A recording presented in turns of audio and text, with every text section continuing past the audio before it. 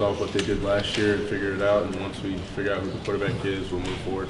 One of their guys is a grad transfer from Ball State. Have you watched some of that film? Yeah, we've seen him. He's very mobile. You know, he rushed for a lot of yards, and he's a scrambler. Are they any different regarding the two quarterbacks, or do you think they'll do the same thing regardless who's in there? You know, we really don't know yet what they're going to bring to the table since it's going to be his first game, but we're going to have to prepare for him like we did last year. DeAndre Baker said after the SEC championship last year that y'all simply don't have time to prepare for two different quarterbacks. Is that the case this week, or is it a little bit different knowing that you have like kind of that blueprint based on their system? You know, we do have the blueprint for their system, so we have to just go on based on what the information we get. You know, if they do get a new quarterback, based on we know who scrambles and who doesn't, and we know kind of what their background is each, but we don't know how they're going to use them. What are the differences in starting the season with a conference opponent on the road? I love it, actually. You know, it's SEC, man. It's here. It's right in your face. So you got to kind of attack it, you know, like the season's here. It's time to get going. You got to get that message out to the guys.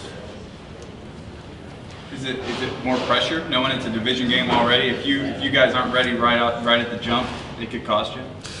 Pressure's privilege, man. Y'all know this. But no, it's no pressure, man. It's just another game. Jerry, you were really high on the havoc rate after the first scrimmage. How do you feel about it now heading into the first game?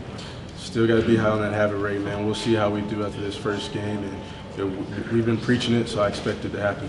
What are your thoughts about Nakobe Dean, and what are his strengths? He's just so fast, man. And that's his biggest strength is his speed, and he's a smart kid, too. So he's learned the system really fast as a freshman, and then his speed on the field is what really makes him different. JR, is there a part of you as a defensive player that likes the challenge of going against the guys that Vanderbilt has carrying on offense to open the season? Yeah, you know, when you go against great guys in the SEC, you love it. And that's part of the reason why I came here, is to go against great talent week in and week out. How much is that going to benefit this defense going forward in the season versus maybe opening against a non-Power 5 team whose guys, you know, aren't, not that they don't have good players, but they aren't on the same level as the Lipscomb and Vaughn and guys like that? You know, it's a challenge up front, and, you know, it's a challenge that we like to take on. And we'll just learn from it, you know, and just move on and get better each week. Young guys like Trayvon, you know, Nakobe, guys like that, this is their first college game, first SEC game. How much is it going to benefit them getting thrown in the fire right away?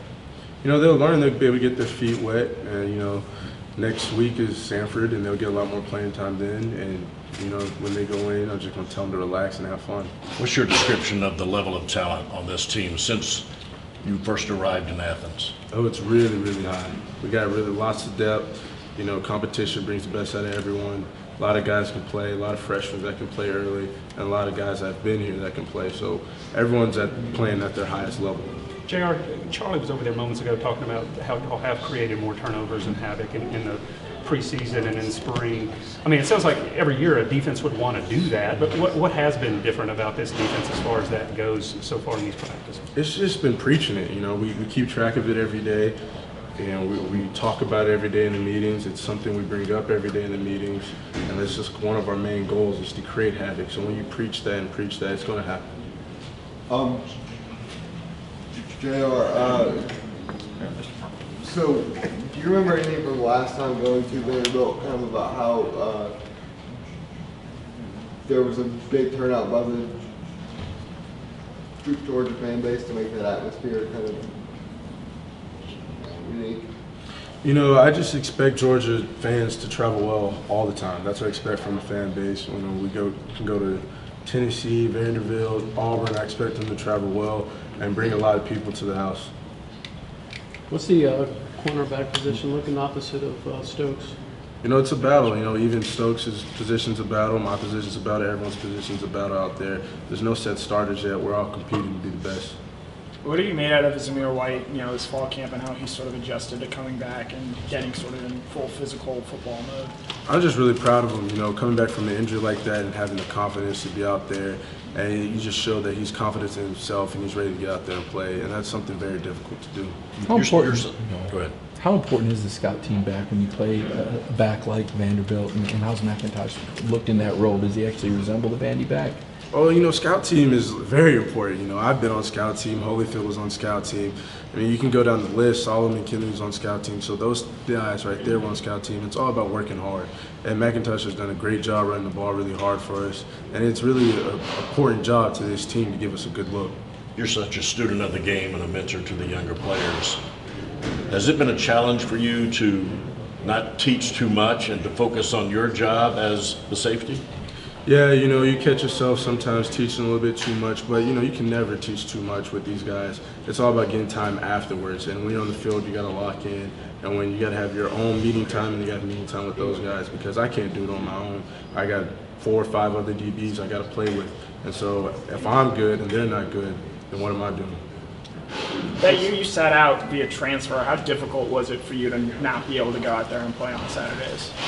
It was really hard, especially the season that we had, and knowing that I had the talent to be out there. But I saw the end goal. I was here for a bigger purpose, and I knew if I just kept working hard on scout team and just kept busting my butt out there and just really putting the work in, I knew I would be able to play.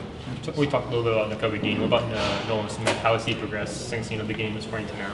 Well, Nolan, he has relentless effort, and that's one thing you'll find when you ask offensive guys is that Nolan does not give up. He works hard. He's going to run to the ball, and that's one of the things that makes him so good. So many young receivers. Did you take it upon yourself to make sure they're SEC ready, and how have you seen them kind of come along?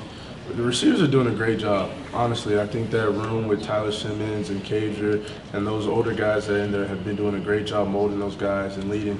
And, Matt Landers has done a great job. He's been here for a couple of years, so he knows how to grind and he knows how to work. Kirby talks a little about doing some things by committee, including the receivers. Is that the same thing as if there's one really good person that can lead that position group? Well, you don't have to be good to lead. You don't have to. Leading is not a rank. It's not how good you are. You don't have to be a senior. So I think those guys have done a great job just coming together as just a receiver group and just deciding what they want to be.